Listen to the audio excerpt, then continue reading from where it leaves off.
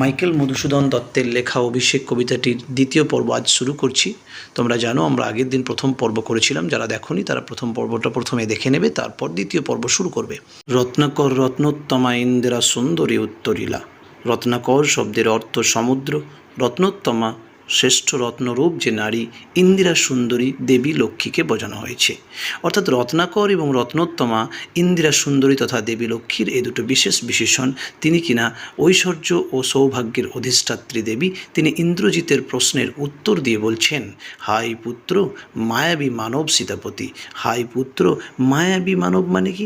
মায়াবী মানব হচ্ছে মায়া দেবীর আশীর্বাদ ধন্য মানুষ, যে কিনা সীতাপতি। তোমরা জানো সীতাপতি শব্দের অর্থ হচ্ছে সীতার পতি অর্থাৎ রামচন্দ্র। তাকে মায়াবী মানব বলা হয়েছে। তব স্বরে মরিয়া বাঁচিল। তব মানে তোমার, এখানে তোমার বলতে ইন্দ্রজিতের স্বরে মানে তীরে, মরিয়া বাঁচিল তোমার স্বরে বা তীরে মরে গিয়েও আবার বেঁচে উঠল সেই মায়াবী মানব হচ্ছে সীতাপতি তথা সীতার পতিও রামচন্দ্র। এবার দেবী লক্ষ্মী ইন্দ্রজিৎ তথা মেঘনাথকে বলছেন, যাও তুমি তরা করি।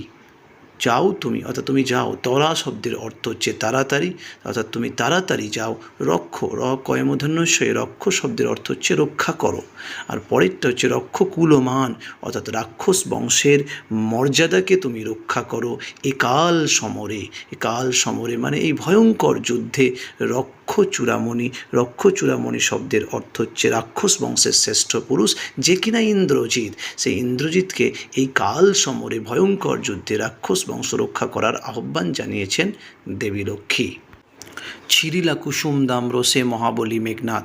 ছিরিলা মানে ছিঁড়ে ফেললেন, কুসুম দাম শব্দের অর্থ হচ্ছে ফুলের মালা, রসে মানে রুষ্ট হয়ে, মহাবলী শব্দের অর্থ হচ্ছে অত্যন্ত শক্তিশালী ব্যক্তি।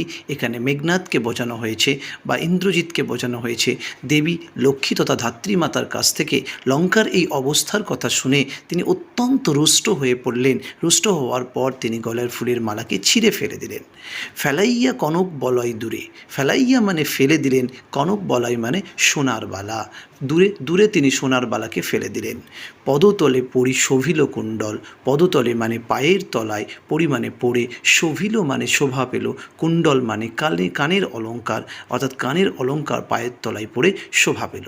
তার এই যে সামগ্রীগুলি তিনি ছুঁড়ে ফেলে দিলেন, যে প্রভাব বা রাগ তিনি দেখাচ্ছেন, সেটা শোভা পাচ্ছে কার মতো না, যথা অশোকের ফুল অশোকের তলে আভাময়। কবি মাইকেল মধুসূদন দত্ত এখানে তুলনা করছেন যে অশোক গাছের লাল ফুল যেমন অশোক গাছের তলায় পড়ে শোভা পায়, ঠিক সেই রকমভাবে ইন্দ্রজিতের ফুলের মালা কিংবা কনক বলয় বা হাতের বালা কিংবা তোমার কুণ্ডল বা কানের অলঙ্কার, এগুলো কিন্তু ওই রকমভাবেই শোভা পাচ্ছে।